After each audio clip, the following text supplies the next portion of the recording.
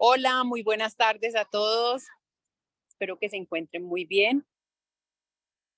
Hoy vamos a tener nuevamente a Claudia Collado de Chile, que va a estar con nosotros con un tema muy interesante desde la medicina antroposófica, desde la parte de los cuidados y la necesidad que nosotros enfermeros debemos de tener siempre presente cuando estamos cuidando a un paciente en fin de vida.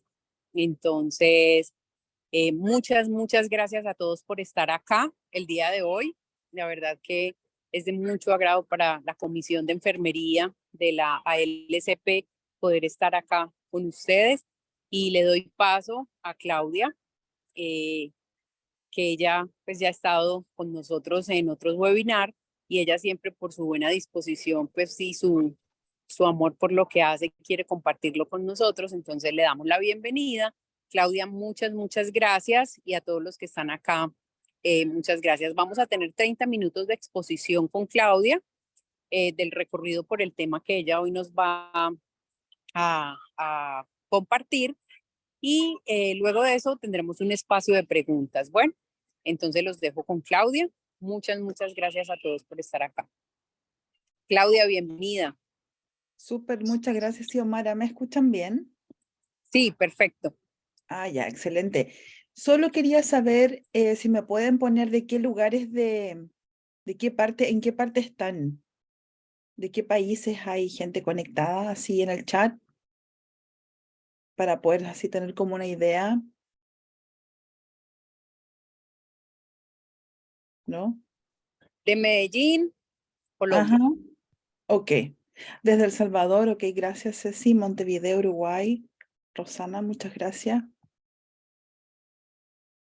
Ya, perfecto. De Santiago de Chile.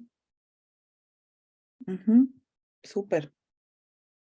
Súper, ahí ya como que uno tiene una idea. Argentina, San Juan, hola.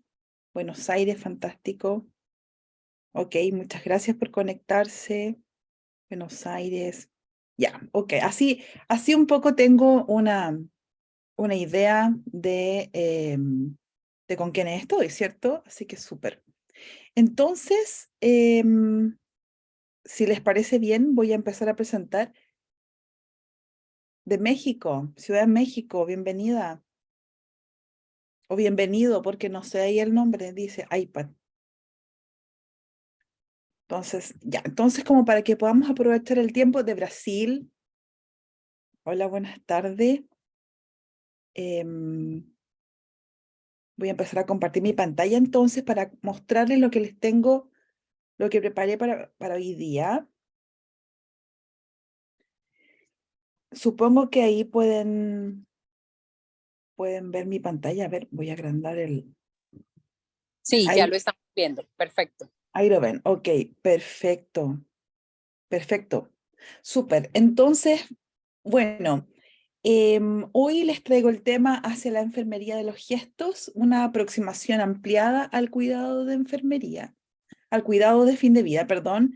Y bueno, primero que todo, hola a todas y a todos. Quisiera comenzar agradeciendo, ¿cierto?, a la Asociación Latinoamericana de Cuidados Paliativos, especialmente a la Comisión de Enfermería, por haberme invitado a compartir con ustedes este tema, que tiene que ver un poco con mi punto de vista de cómo yo veo en la enfermería de los gestos, que puede ser una perspectiva o una herramienta o un aporte en la práctica clínica para algunos de mis colegas, y para otros, ¿cierto? Quizás es bueno que puedan saber que esto también existe o que de qué se trata, ¿no?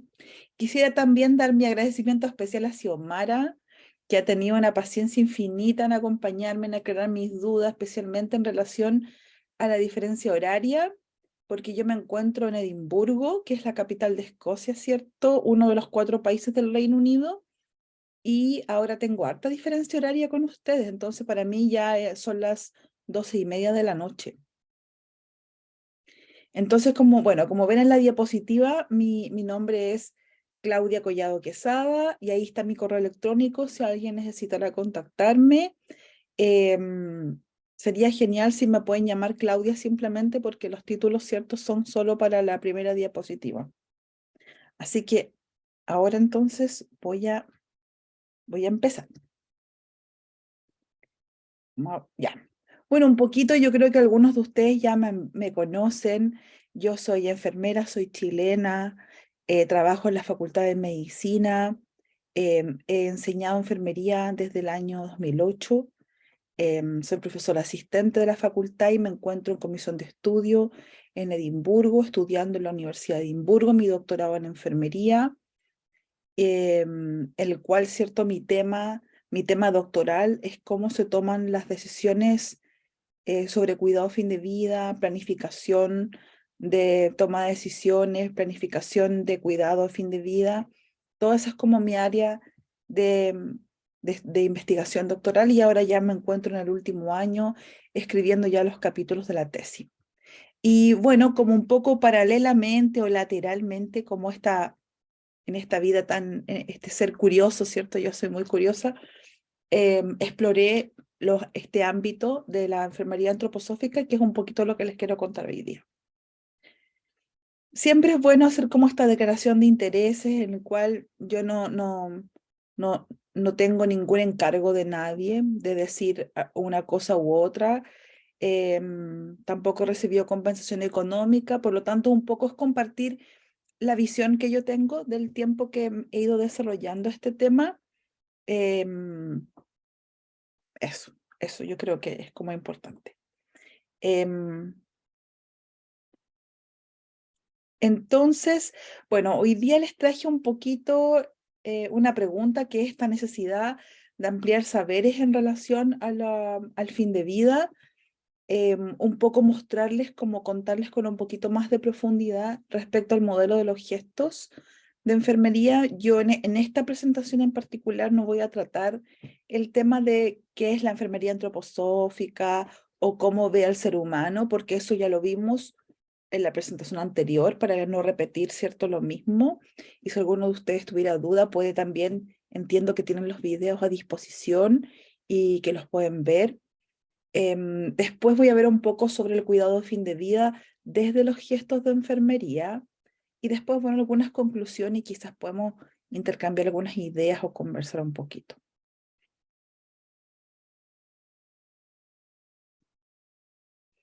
Yo les traje para poder pensar en la necesidad, cuando uno piensa, ¿cierto?, cuál es la necesidad que tenemos de ampliar nuestros saberes en relación al fin de vida. Y ahí traje un Mentimeter. Yo no sé si ustedes han ocupado antes Mentimeter, no sé si les gustaría, o quizás lo pueden poner en el chat, las razones por las cuales ustedes creen que es necesario poder, ¿cierto?, ampliar el conocimiento que tenemos sobre el fin de vida, un poco como para dar una introducción. Mira, acá desde Honduras también dicen buenas tardes. Así que voy a dejar de presentar y los voy a invitar a que se puedan meter a www.menti.com,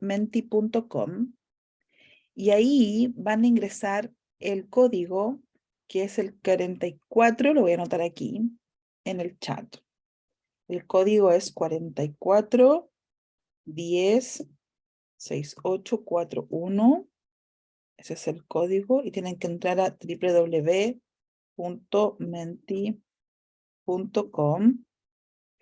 ya, para que puedan participar en línea y ahí podamos construir juntos, ¿cierto?, una nube de por qué queremos, porque es bueno que podamos ampliar nuestros conocimientos en esto.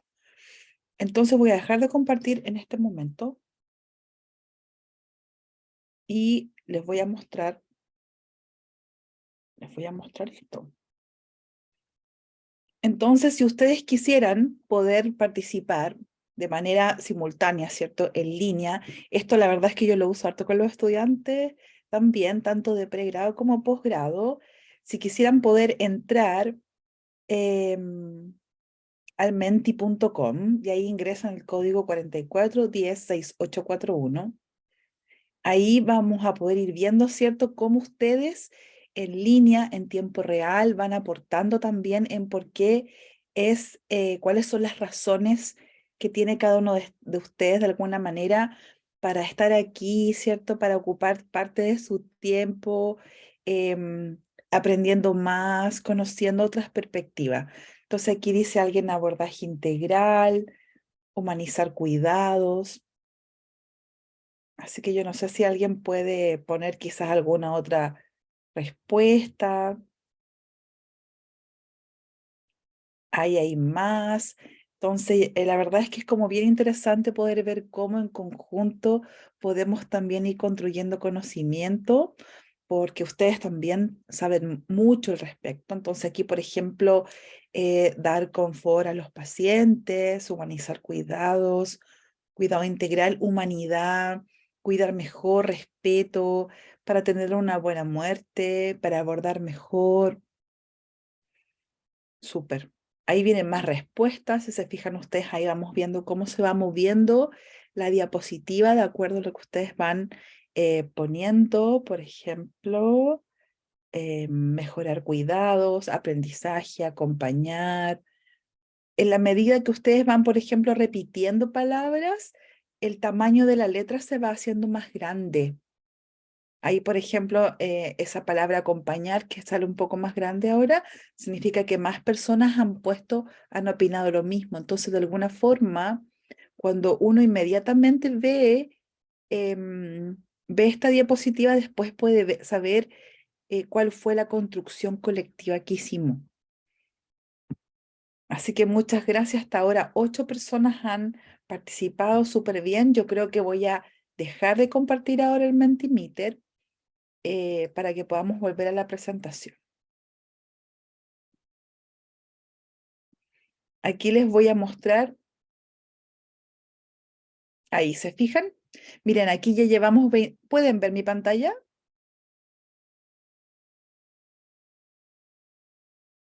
Yo asumo que sí. Sí, se ve perfecto. Ok, súper. Gracias. Entonces, ven, ahí un poco son las respuestas. Han ingresado aquí 24 respuestas hasta ahora. Así que ahora voy a dejar de compartir y voy a volver a la presentación un poco, ¿cierto? Porque ya tenemos esta idea de por qué, cuáles serían las razones que nos permiten, que nos mueven en el fondo para poder ampliar nuestros saberes. Así que voy a dejar de compartir. Y voy a volver a compartirles mi presentación. Ahora estoy compartiendo. Ahora deberían poderla ver. Ahí está. Ya. Entonces, un poco entendiendo sus motivaciones, aquí les voy a contar un poco sobre de qué se trata el modelo de los 12 gestos de enfermería que desarrolló un colega alemán que se llama Rolf Heine. Y primeramente, bueno, como muchas actividades humanas, el cuidado de enfermería tiene un aspecto exterior, ¿cierto? Que es lo que vemos afuera en lo concreto, y también tiene un aspecto interior. En lo exterior sería como lo concreto de realizar un procedimiento o, por ejemplo, llevar a cabo una conversación con alguna persona que recibe nuestros cuidados. Sin embargo, todas y todos sabemos que cada actividad que hacemos tiene una motivación, tiene un ánimo detrás, ¿ya? Por ejemplo, la paciencia, el respeto, la sinceridad con el que nosotros hacemos nuestro trabajo, o la misma alegría, ¿no? La alegría que le ponemos en lo que hacemos. Y podemos acordar, basado en nuestras experiencias, que el ánimo con el que él o la enfermera realizan sus actividades afectan lo que hacemos, ¿cierto? Si nosotros lo hacemos con mayor entusiasmo, o lo hacemos con respeto o no, uno lo puede notar. Muchas veces tiene que ver con parte de las críticas que nosotros le hacemos a ya sea a otros colegas o al sistema o cómo está la salud hoy en día. Y bueno, los profesionales, los y las profesionales pueden realizar sus actividades de una manera amable o seca, ¿cierto? Un procedimiento puede ser realizado de una manera respetuosa o de manera mecánica, ¿cierto? Como un robot, yo tengo que hacer esto y listo. No me importa cómo, pero ya cumplo con el tic de lo que está hecho, ¿no? Entonces, en ese sentido podemos acordar que, que la acción de enfermería en sí misma da cuenta del estado interior de nosotros. ¿Ya? Esto hay hartas perspectivas que yo creo que tienen muchas cosas en común, no sé, como el trabajo emocional, como el cuidado humanizado, muchos aspectos que se topan. Sin embargo, me pareció interesante poderles compartir esta perspectiva porque un poco resalta la actitud interna que nosotros tenemos al hacer las cosas. Y, que de alguna forma Rolf observó durante hartos años y que llamó gesto de enfermería. Entonces, a esta actitud interior que las profesionales tenían cuando cuidaban, él le llamó el gesto de enfermería. Y básicamente toda actividad de enfermería necesita un gesto para poder expresarse. Y toda actitud interior necesita una acción para manifestarse en el mundo, ¿ya? Que es un poco esta imagen que yo les pongo aquí, este dibujito que dice actitud, el gesto y la actividad. Quizás van a ver algunas palabras que ustedes puedan ver que están como medias raras escritas o de repente medio en inglés, y la verdad es que no hay literatura en español, ¿ya? Todo lo que yo hago es lo que yo misma he podido, lo que yo leo en el fondo en inglés y después se los trato de explicar a ustedes lo mejor posible, porque aún no hay mucha literatura, hay un tema pendiente de que tendría que revisar un capítulo de estos, pero la verdad es que los tiempos no me dan como para, además, hacer la revisión de una traducción en este momento porque estoy con el doctorado, digamos, como un poco finalizándolo. Entonces, nosotros le llamamos a aquellos gestos que emergen de la percepción empática del paciente o la persona que recibe nuestros cuidados. Eso es el gesto de enfermería. Y los gestos de alguna forma corresponden a arquetipos del cuidado de enfermería. Y este concepto fue presentado por Rolf por primera vez, digamos, ya como un modelo, ¿no? De gestos, de actitudes, en el cual los enfermeros manifiestan su estado interior en una conferencia en Dornach, en Suiza, en el año 98. Y él, bueno, él desarrolló esto, que de hecho lo tiene declarado, ¿cierto?, en el libro que está citado acá en esta diapositiva. Y él cuenta un poco cómo lo hizo, donde empezó él a observar, autoobservarse y ver el trabajo diario de los profesionales de enfermería en su lugar de trabajo, ¿ya? En este caso, en los hospitales, y él vinculó esta observación con algunos fundamentos de la perspectiva antroposófica. Y ahí esto comenzó a evolucionar en las reuniones que él tenía de enfermería con sus colegas, cuando presentaban casos clínicos, comenzaron a incorporar estas observaciones. Empezaron a comentar cuál era tu actitud cuando hiciste esto, o cómo, de qué manera puedes distinguir tu estado interno al hacer uno u otro procedimiento.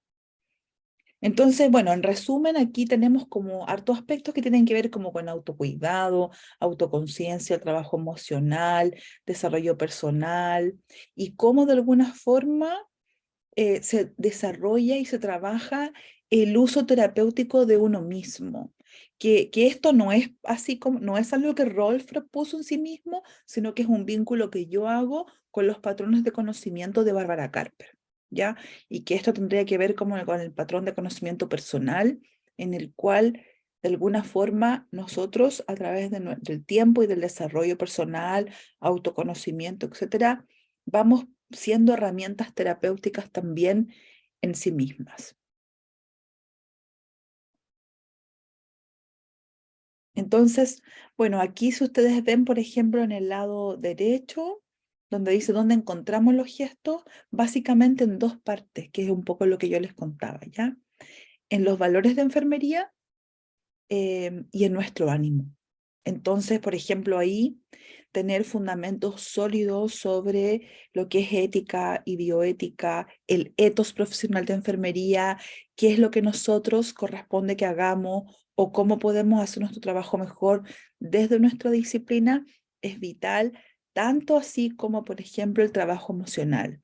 Cómo yo soy capaz de manejar lo que a mí me sucede cuando he tenido, por ejemplo, un evento eh, por ejemplo, triste, negativo o algo que ha impactado mi, mi emoción en el fondo, ¿no? Cómo yo me siento frente a lo que estoy viviendo.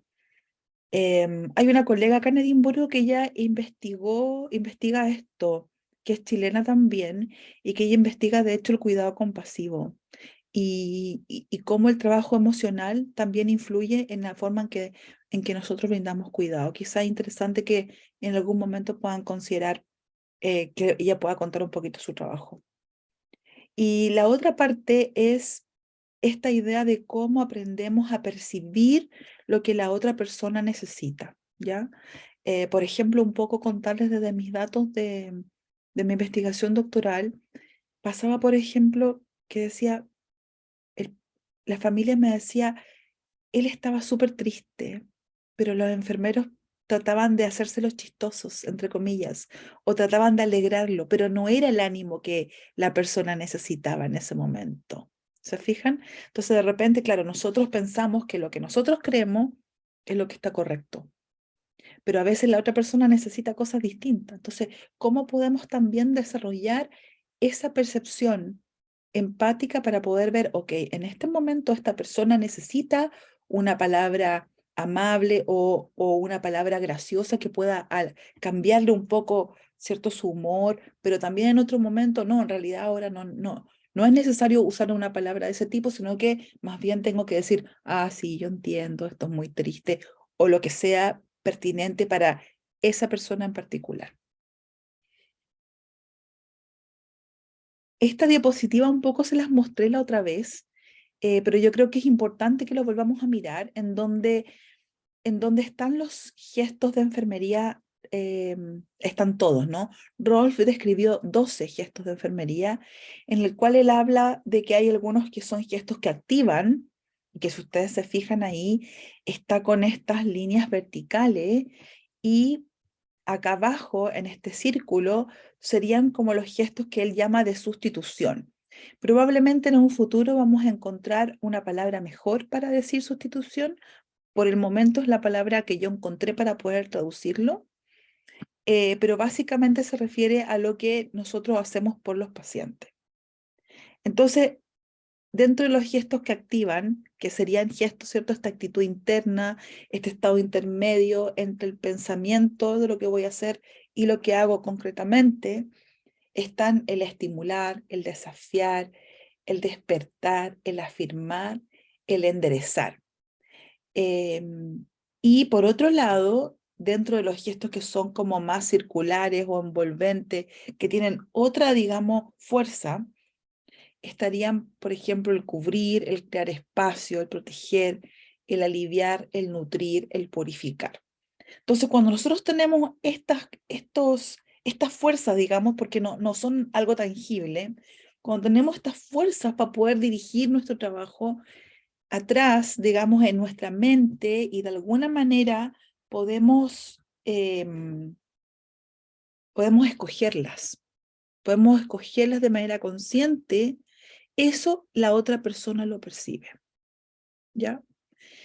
Y si quisiéramos dar un ejemplo, acá, por ejemplo, yo encerré en azul el enderezar, que tiene que ver con que es algo totalmente opuesto a la envoltura, es opuesto al que yo hago así, ¿no? Cuando yo digo enderezar es como, a ver, vamos, eh, vamos a ayudarlo a estar más erguido, por ejemplo, en la cama del hospital, sentarlo cuando las acomodamos, o de una manera más profunda, es como estimular a la persona a que haga algo por él mismo o por ella misma, que pueda tomar alguna decisión o que estimularlo también a que la persona pueda encontrar su propia esperanza o su propio consuelo o alguna afirmación que le permita sentirse un poco más sostenido. Esto tiene harto que ver con el tema de la dignidad, ya cómo hacemos para que el otro también tenga una percepción de que está siendo tratado dignamente, también tiene que ver con esto de erguirlo, ¿no? De levantarlo. En inglés se llama lifting up, ¿ya? Que es como enderezar, es como apoyar lo vertical en alemán, pero en español no nos suena mucho esa palabra. Y por otro lado tenemos gestos envolventes, ¿cierto? Que son como, de alguna forma, como más claros para nosotros, ¿cierto? Cuando uno apalea, cuando uno es como apalear, cubrir, y que en el fondo permite dar, cuando uno cubre, también permite crear un espacio para que el otro pueda desarrollar algo que necesita. ¿Ya? Por ejemplo, cuando ellos tienen que crear una idea o tienen que tomar una decisión que de repente necesitan como tomar un poquito de distancia, lo que uno hace, ¿cierto? Con este gesto escogido es permitirle que pueda tener ese momento, ¿no? Y bueno, por ejemplo, también cuando nosotros permitimos que la persona comparta algunos pensamientos o algunas historias de su pasado. También eso tiene que ver con este gesto. Pero de la misma manera, si nosotros queremos, por ejemplo, ir a otro ámbito un poco más sutil o del cuidado espiritual, cuando nosotros cubrimos también es cuando uno crea el espacio, por ejemplo, para que la persona pueda ser visitada por por algún ser que le haga como sentido desde su espiritualidad, ¿ya? No sé, lo que sea que le haga sentido, algún sacerdote, un pastor o alguna que sea parte de su cultura que necesite para poder sentirse mejor espiritualmente. Acá este es como un poco el ejemplo de cuidados paliativos que yo creo que es súper gráfico para poder comprender un poco de los gestos. Y aquí conversando con Rolf hace un tiempo atrás sobre los gestos y cómo sería posible incorporarlo en la práctica, él, él me comentaba que era algo como bien interesante y que vale la pena compartirlo. Y es que los gestos no son solo una forma de hacer las cosas o un concepto. ¿Ya? Él me explicaba que los gestos eh, en sí mismos son fuerzas que de alguna manera ayudan o apoyan el proceso que está viviendo la persona. ¿Ya? Entonces, hablar de gesto también implica hablar como de fuerzas que apoyan al otro, ya sea en su proceso de sanación o en su proceso de partida, ¿ya? Para que pueda hacer las maletas y partir en paz. Entonces, en el fondo es cómo nosotros podemos ocupar estas fuerzas con nuestro juicio profesional para poder permitir que el otro pueda desarrollar lo que necesita en ese momento. Entonces aquí, por ejemplo, en el cuidado paliativo es que yo envuelvo con mi actitud, con la forma en que hago las cosas. Es más que ser amable. Él habla que es una fuerza terapéutica y que es una fuerza que el otro percibe, porque el otro se da cuenta y puede distinguirlo. Em, las personas pueden decir, mira, esta enfermera o este enfermero hace las cosas de una manera diferente y lo logran percibir, o me ve como un ser humano, o me valora, o considera, o me escucha. Y eso yo creo que todo es una certeza que todos tenemos, ¿no? En nuestra práctica diaria, incluso, y cuando nosotros somos pacientes también, y cuando llevamos a nuestros familiares también, somos capaces de distinguir cuando el profesional o la profesional que está entregando ese cuidado incorpora este tipo de cosas, independiente que no le llame gesto, porque esto es como, en el fondo, como una forma de ordenarlo, pero esto nosotros lo hemos hecho siempre, digamos, y lo enseñamos, quizás no con el nombre de los 12 gestos, ni tampoco pensando en que tiene algún fundamento antroposófico, pero sí lo enseñamos de la actitud. Por lo tanto, si son fuerzas que se pueden desarrollar, serían posibles de investigar. Yo creo que ese es un gran desafío, ¿ah? Yo creo que en un futuro, yo espero, me encantaría poder saber que hay investigación, que hemos podido observar, porque un poco los modelos actuales de los sistemas de salud lo que hacen es medir el procedimiento, ¿no? Lo que miden es lo que se hace, lo externo, pero todavía no tenemos desarrollo para medir esa calidad. Se fijan, medir lo que no se ve, medir la parte interior. Y eso yo creo que es muy interesante y podría ser un camino a desarrollar en un futuro, ¿no? Y por otro lado, bueno, desde un poco la mirada de la enfermería antroposófica, uno de los elementos centrales es esta cosa del ritmo, el principio del calor, de mantener al otro calentito, no solamente físicamente, sino que también con calor del corazón, con calor del ambiente. Y por otro lado, el toque, ¿ya? El cómo tocamos al otro, de qué manera, ¿no? Em, y bueno, si queremos pensar en esta imagen de fin de vida, el fin de vida es un proceso rítmico en el cual la persona está en un movimiento entre el estar presente y el estar como dormido, ¿cierto? O estar acá o estar en otro lugar. Y esto toma de manera, toma una importancia relevante el tema del ritmo de sueño-vigilia, que a veces un poco a los familiares también les cuesta, ¿no? Como entender que las personas cuando están en este proceso de fin de vida tienen un ritmo de dormir y de estar despiertos de manera diferente. Y también nosotros podemos apoyar dando, un poco mostrando que esto es parte del proceso, ¿no? De lo que está pasando. Entonces, un poco estar conectado con la vida y por otro lado tener una experiencia interior. ¿Se fijan? Es como estoy aquí, pero también estoy como un poco dejando este mundo de manera paulatina. Acá, esto simplemente mostrarles que de alguna forma se ha ido trabajando como cada uno de algunos de los síntomas que hay en relación a fin de vida, cómo esos han sido asociados con diferentes gestos, ¿ya? Estos también a su vez, para cada síntoma, digamos, hay una serie de procedimientos propuestos que se realizan en lugares en donde está integrado este cuidado en el sistema de salud. Por ejemplo, en Suiza, Alemania, algunos lugares de Suecia, otros países nórdicos, en donde está integrado en la red pública. Nosotros en realidad no lo tenemos mayormente integrado. La mayor práctica de la enfermería antroposófica, usando compresas, oleaciones o otro tipo de aplicaciones externas, son de manera privada, porque todavía no hay experiencias como grandes en temas en la atención primaria, por ejemplo, o en la red de salud en Chile, y la verdad es que no sé si en otros países de Latinoamérica. Ahí la verdad es que yo no podría decirles, quizás sí hay, no tengo antecedentes de eso.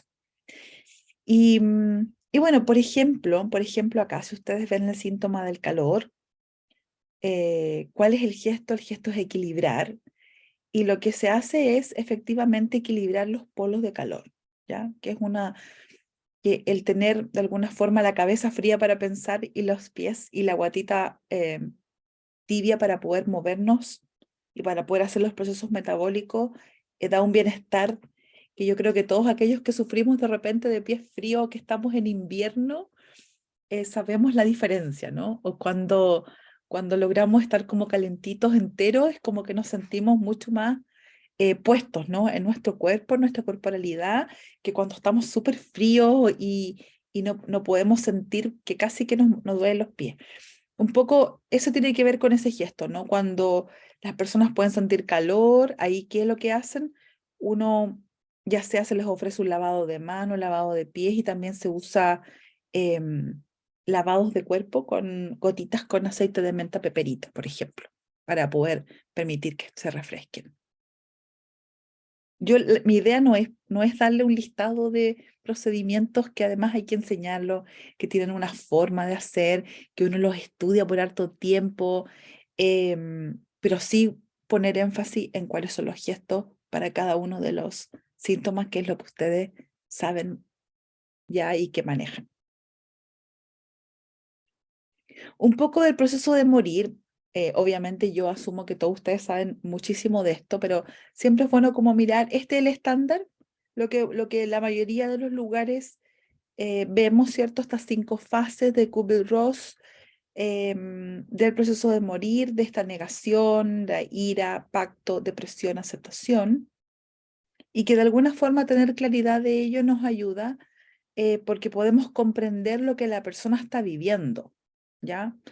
Por ejemplo, no sé, si alguien está en un momento de ira y nosotros entendemos esto y lo tenemos en nuestra conciencia, podemos entender que no es algo que sea particular con nosotros o que esa persona esté en contra o que sea simplemente, em, no sé, gruñón o, o que sea así como mal genio, digamos, sino que está está pasando por una etapa en particular. Y eso cuando uno tiene esa claridad, cambia también el gesto con el que ve al otro, ¿no? Cambia la forma en que yo percibo a la otra persona.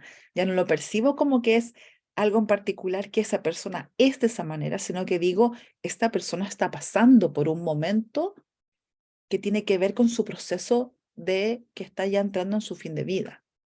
Entonces, eso permite poder acompañar un poco más de acuerdo a las necesidades. Este es el estándar. Yo después les voy a mostrar un poco qué es lo que se trabaja desde un poquito más desde la mirada de los 12 gestos y de la enfermería antroposófica. Y acá, yo no sé si ustedes alguna vez han escuchado hablar, me imagino que alguna vez, más de alguna vez en sus clases de fin de vida o de cuidados paliativos han visto pinturas de este pintor, que es Ferdinand Hodler, y él fue un pintor suizo que fue súper famoso en su tiempo, en el siglo XIX, principio del siglo XX, y el grueso de su pintura tiene que ver con este movimiento simbólico, de cómo muestra una realidad, ¿ya? Y aquí él pintó a su amada Valentine. Yo no sé si alguno de ustedes ha visto antes este set de pinturas. Yo trabajo también con los estudiantes de pregrado en la Universidad de Chile cuando hago esta clase. Trabajo también este set de imagen. Así que yo ahora se las traje simplemente para mostrarles y para que podamos, ¿cierto?, hacernos como esta idea de cómo va cambiando el ser humano a través de su proceso de fin de vida, para después contarles un poco cuáles son las 7 etapas que desde la enfermería antroposófica y desde el modelo gesto se considera también.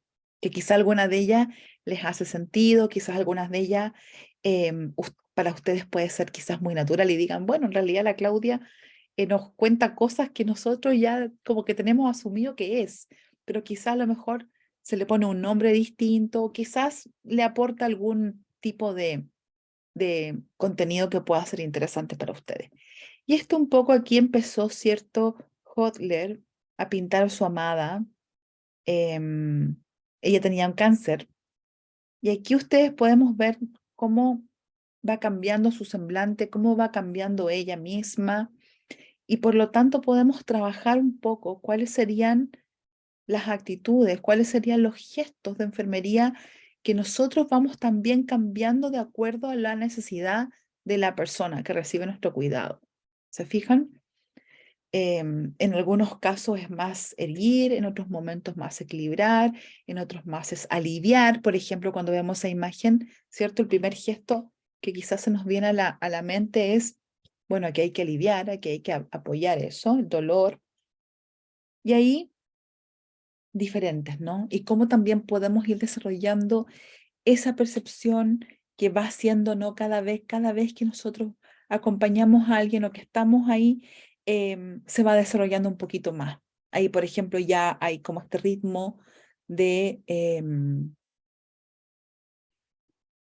sueño-vigilia que está un poco más marcado, ahí ya pasa más tiempo, ¿cierto? De alguna forma en este estado más bien aletargado.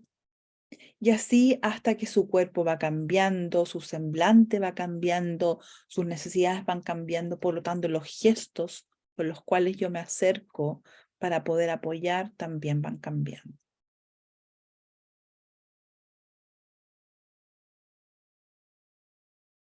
Y aquí un poco en el tema de cómo podemos apoyar, aquí les quiero contar que también se puede dividir este proceso final o desde que la persona tiene el diagnóstico en realidad. Esto está bien enfocado como en pacientes con cáncer, en esa como etapa, porque de alguna forma es donde cuidados paliativos ha tenido su mayor target, ¿no? Cuando hablamos de fin de vida paliativo, habitualmente se asocia con cáncer. Sin embargo, hoy en día sabemos, ya hace tiempo, que la idea es poder incorporar, en Chile tenemos esta ley de cuidados universales ya promulgada, que aún está en proceso de implementación y que, bueno, va a tener un camino ahí. Pero un poquito contarles cuáles son estos 7 pasos.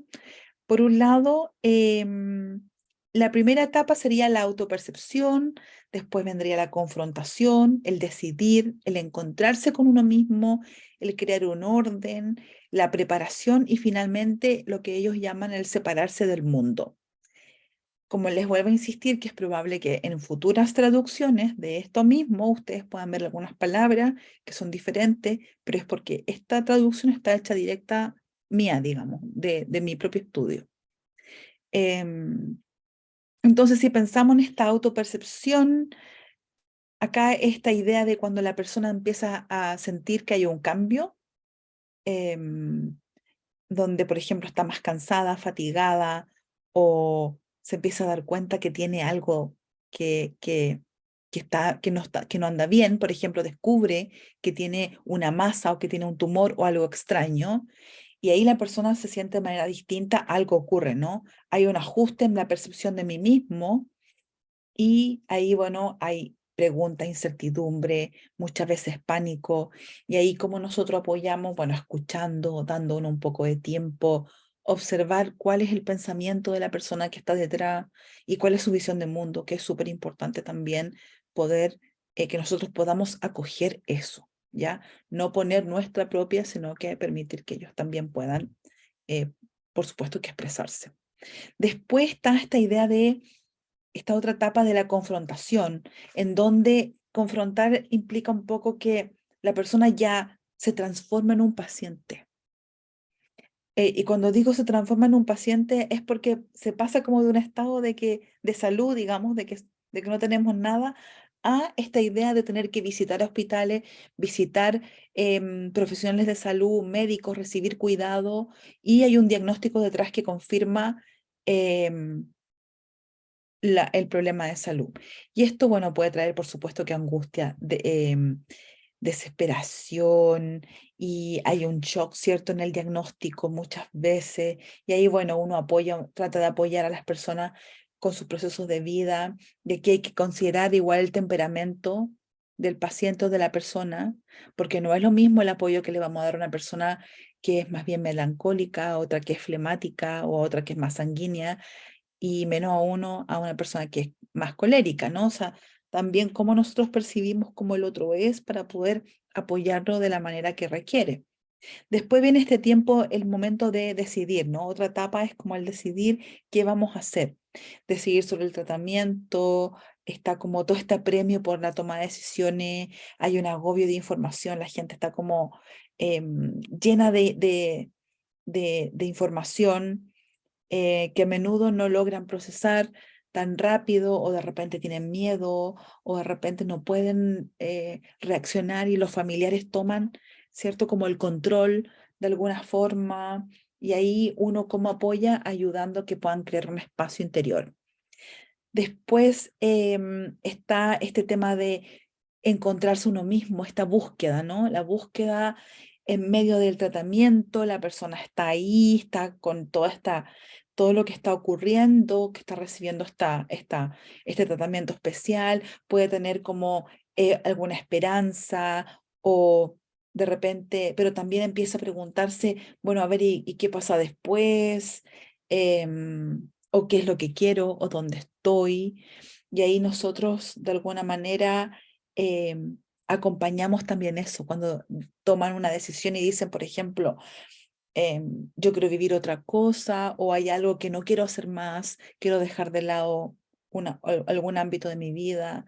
Y eso nos lleva inevitablemente a pensar en esto de crear orden, de limpiar, de resolver, que es un momento como bien emocional también, en donde se conversa con los familiares, se intercambia mucho, uno es bien activo también con las familias.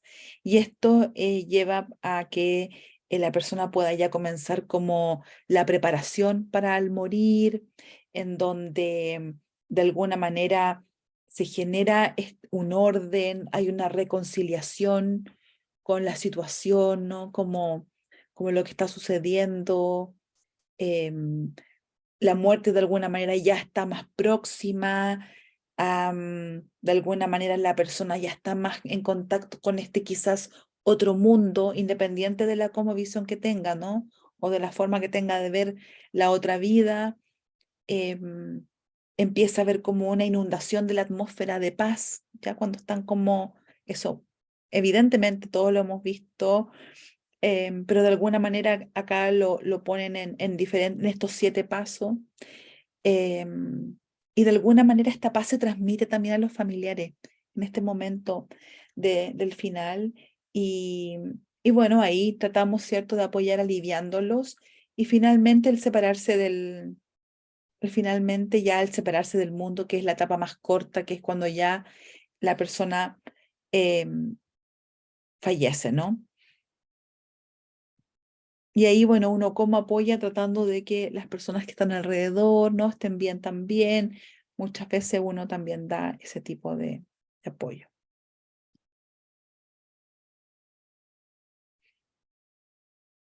Bien, acá esta diapositiva es bien interesante. Yo la tomé prestada del ciclo que hizo Rolf en la Universidad de Chile hace 2 años atrás, en donde divide de alguna manera en el periodo de fin de vida, divide cuáles serían como temas físicos que tienen que ver con temas cognitivos, con una cosa cognitiva.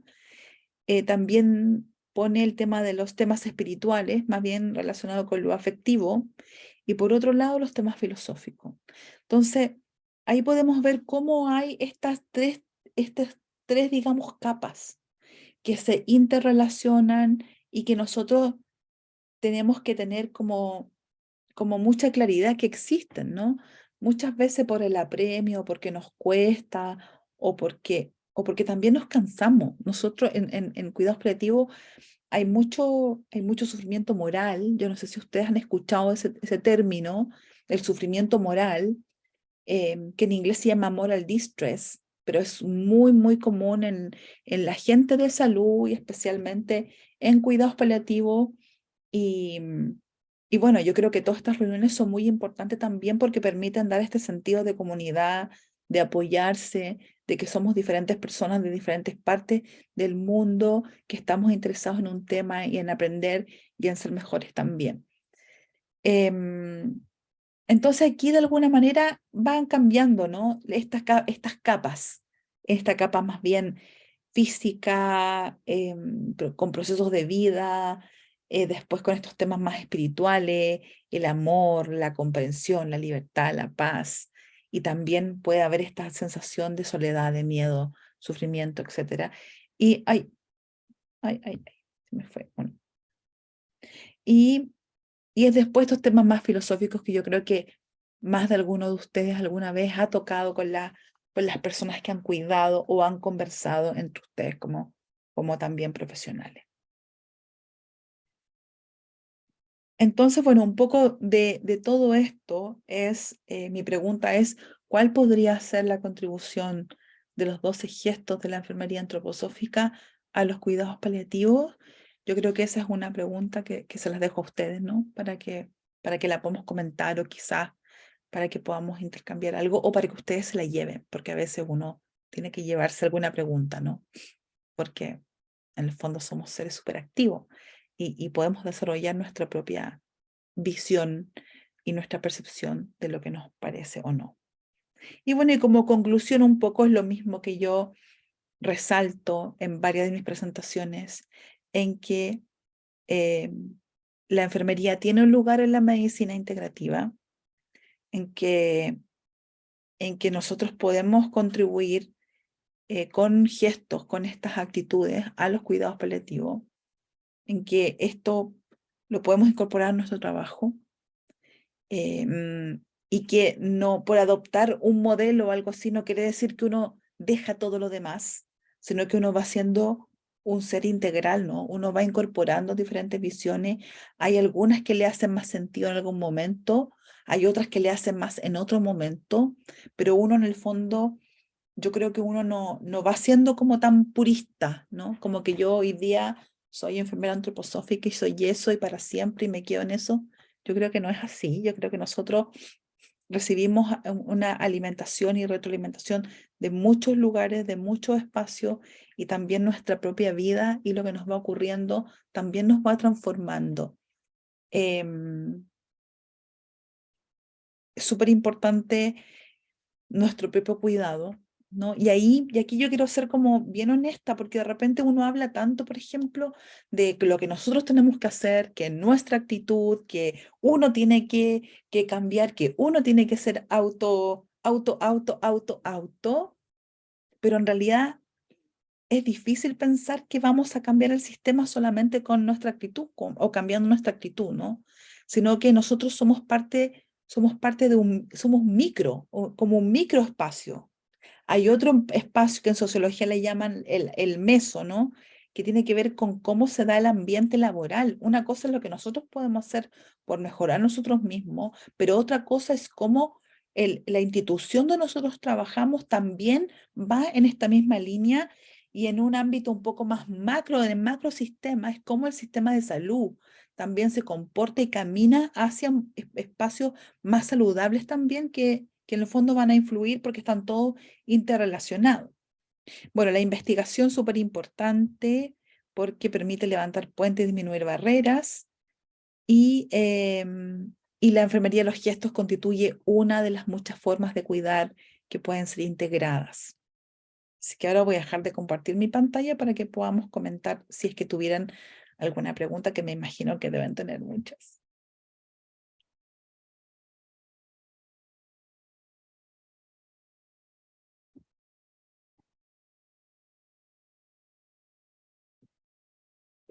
Voy a enchufar mi computador por mientras que ustedes piensan alguna pregunta. Gracias, maestra Claudia. La maestra Xiomara tuvo un pequeño inconveniente y tuvo que retirarse, pero estamos aquí, un servidor desde México, parte de la Comisión de Enfermería, y el maestro Daniel desde Argentina. Estamos aquí acompañando la sesión. Les solicitamos que dejaran sus preguntas en el chat. Bueno, hay algunos comentarios. Le dicen que qué hermoso lo que dice, crear momentos de paz, y acerca del sufrimiento existencial, que es lo que un poco mencionaba al final. Y yo dejo el micrófono por si alguien quiere hacer una pregunta directamente.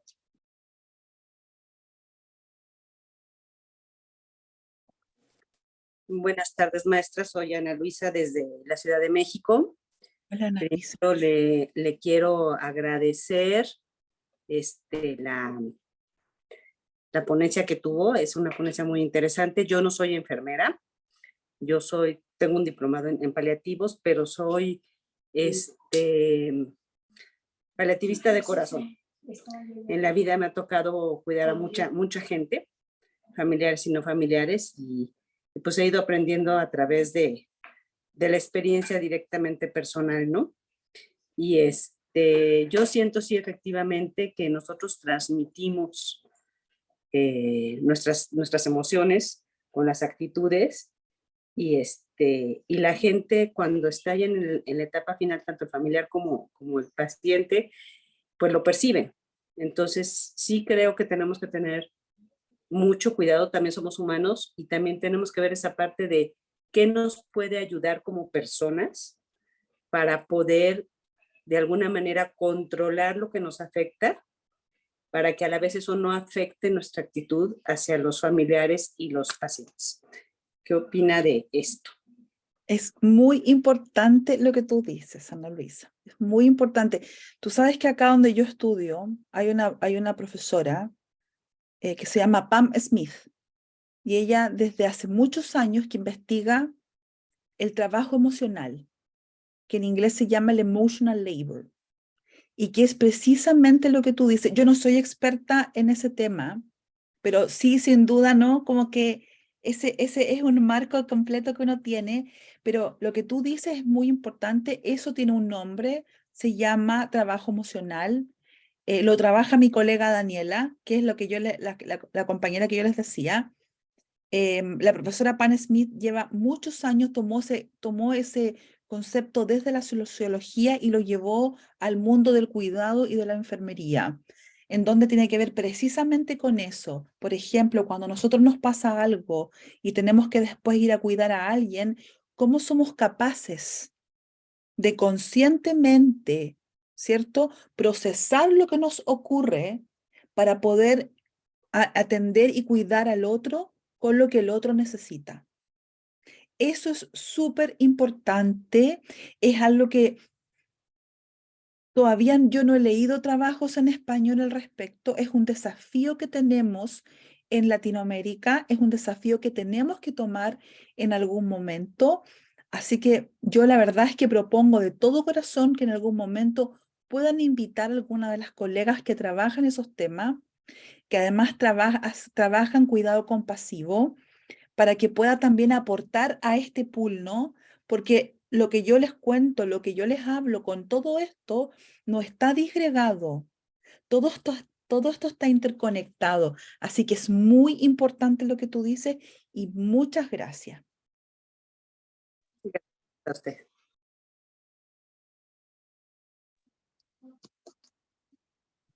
Buenas tardes. Gracias. Adelante, Katy. Yo solo tengo un punto que aportar. Soy enfermera auxiliar hace mucho tiempo y pongámosle un año, estamos con cuidados con adultos mayores, paliativos más que todo. Tenemos que tener cuidado en el momento que estamos con esas personas, que no sientan que tenemos lástima de ellos. Porque, o sea, nosotros tenemos que tratarlos como una persona. Incluso tenemos que no presentarnos como enfermeras, tratar de convertirnos en sus amigos, aún nosotros sabiendo a lo que vamos, pero tratar de que esos sabemos a lo que vamos. Ellos llegan un momento que parten, pero hacerle más ameno ese momento a ellos. Y que se sientan bien, tanto los familiares como ellos, pues no sentir lástima, no sentir, ya se va a morir. Es tratar de que ellos estén bien todo el tiempo posible. Es mi aportación. Muchas gracias, Katia. Es muy importante lo que tú señalas, muy importante porque el otro efectivamente percibe todo el rato nuestra actitud interna, ¿no? Y bueno, quizás como comentario, antes de venirme yo a vivir a Escocia, tuve la hermosa oportunidad de acompañar una de mis colegas, enfermeras con las cuales yo trabajé, y que ella me pidió que yo la acompañara en la última etapa de su vida. Era una mujer fuerte, ¿no? Con un tremendo carácter. Y de alguna forma ella me dijo, a mí me gusta que tú me acompañes porque tú eres una de las pocas personas que no me mira como que yo estoy enferma, que conversa conmigo, que intercambia conmigo y que no, me decía ella, yo percibo, esto me quedó tan grabado, Katia, que ahora con lo que tú comentas me resuena mucho. Y ella me dijo, Claudia, yo percibo inmediatamente cuando alguien entra a la pieza y abre los ojos y me mira porque he cambiado mi aspecto físico, porque ya no luzco como antes y la gente se impresiona. Me decía, y tú me sigues hablando y me tratas con la misma dignidad de cuando trabajabas conmigo en la universidad. Eso fue tan importante para mí, fíjate, como aprendizaje. Sí. Muchas gracias, Katia. Hay otra pregunta por ahí. Sí, maestra. María Francisca tiene arriba la mano. Te escuchamos. Hola, buenas tardes, buenas noches.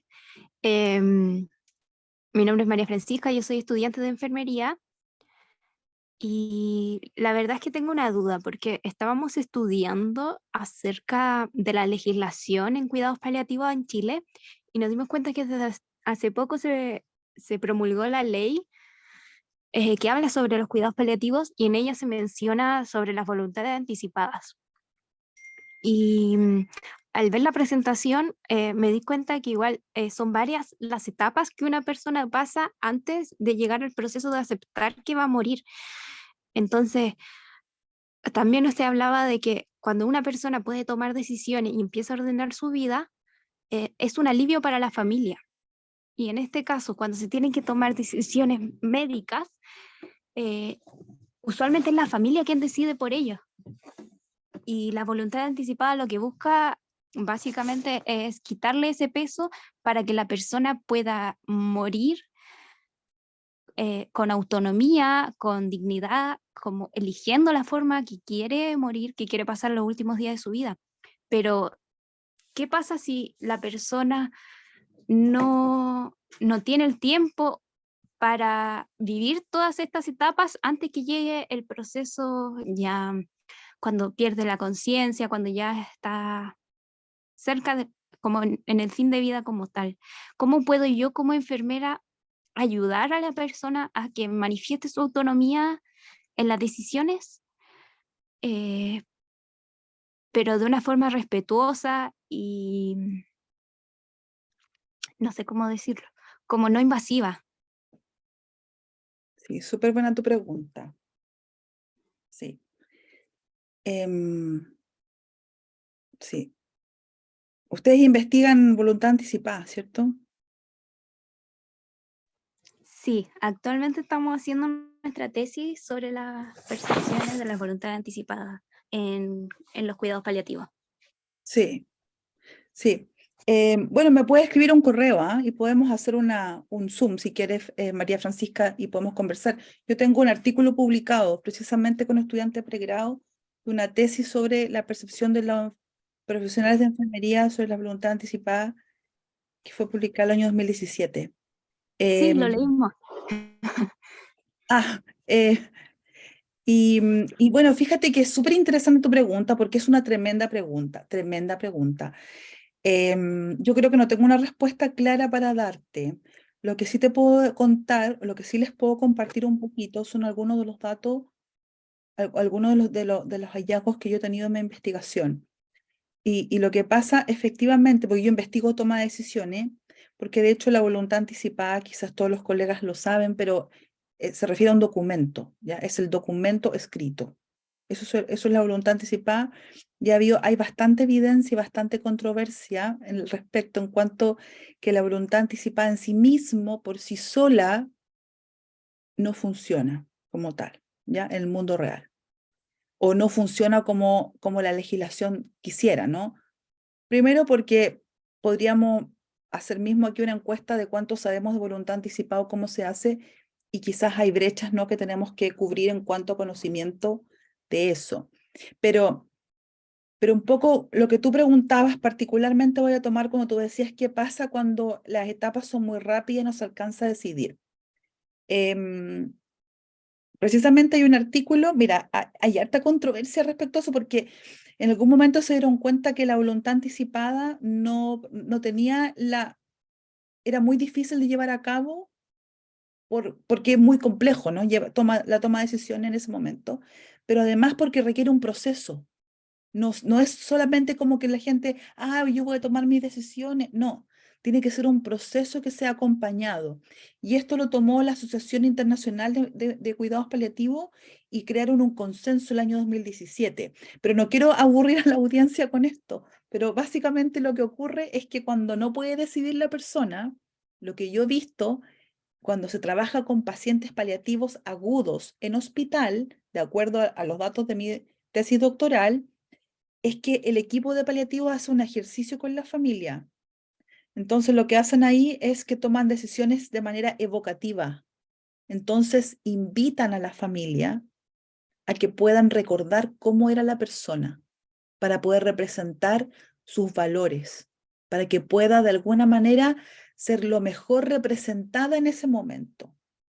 ¿Te fijas? Y ahí el equipo de salud ayuda y colabora activamente con la familia para que encuentren las mejores decisiones en un contexto que tenemos una persona que entró a cuidados paliativos agudos, ¿no? Porque está casi en fin de vida, que es nuestra realidad en Chile. Muchas veces recibimos los enfermos con un diagnóstico ominoso y que ya está todo, que ya está entrando en prácticamente proceso de morir, ¿te fijas? Y ahí cuando hay que tomar esas decisiones, si el equipo de cuidados paliativos está bien entrenado y tiene experiencia, lo que hacen es que empiezan a evocar los valores y preferencias de la persona. Entonces, por ejemplo, tú le dices, ¿y cómo era su papá? ¿Qué le gustaba a su papá? ¿Usted cree cómo cree usted que estaría mejor? Y ahí empiezan a considerar de una manera indirecta las preferencias de la persona. Porque nosotros, una vez que ya tenemos formación, siempre estamos, nosotros sabemos que de alguna forma la tendencia hoy en día es a respetar preferencias de cuidado. Y si no tenemos posibilidad de hacerlo, se puede hacer de manera indirecta. Entonces ahí yo divido un poco entre las tomas de decisiones que son reactivas y las que son evocativas. Perdón, las proactivas y las reactivas. Entonces, las proactivas es en la que la persona ha manifestado alguna vez lo que ella quería. En cualquier contexto, no es necesario que tenga un papel, porque es nuestra realidad en Chile. Y la reactiva es cuando tenemos que evocar las preferencias porque no hay tiempo. Eso. No sé si me explico, pero escríbeme, María Francisca. Sí, sí, comprendo. Muchas gracias, profe.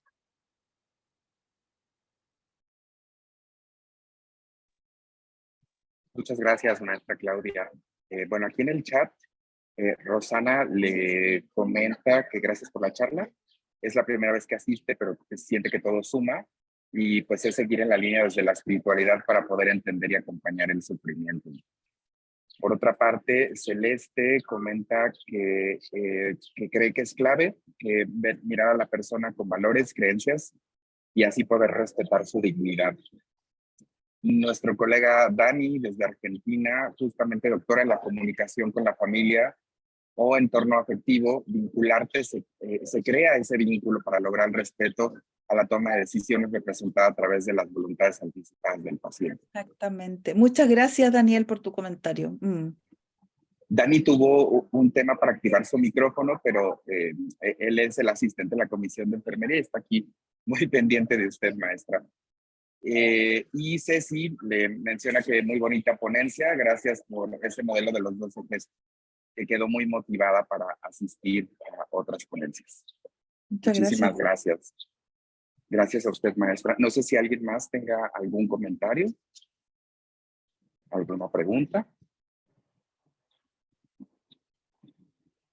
Yo personalmente, mientras la escuchaba, maestra, pensaba en que muchas de las herramientas que ocupamos para ponernos a la disposición de quienes acompañamos ya las tenemos, ¿no? Entonces toca explorar en eso que poseemos por ser personas, ¿no? Y se me ocurre citar a Irving Yalom, que decía lo que realmente cura es el encuentro, ¿no? Entonces, esa profundidad con la que nos mostramos ante los otros me parece supremamente vital y de importancia. Gracias por ayudarnos a retomarlo de esta manera tan amorosa, maestra. Y Celeste también comenta en el chat que muchas gracias por su disertación. No, gracias a ustedes por invitarme y gracias a ustedes por querer escuchar, ¿no? Por acá, Dani dice nuevamente que es una imagen que clarifica por completo la evolución de la percepción durante el desarrollo de la enfermedad en la representación pictórica del maestro Holder, desde el comienzo con una representación de mirada en la distancia, y que parece un poco como la representación de los encuentros que vivimos todo el tiempo allá. Le mandan saludos desde El Salvador, Raquel Romero. Y Celeste pregunta, maestra, que cómo pueden comunicarse con usted. Le voy a poner mi correo electrónico aquí para que me puedan escribir. Por favor, si nos hace favor de dejarlo en el chat.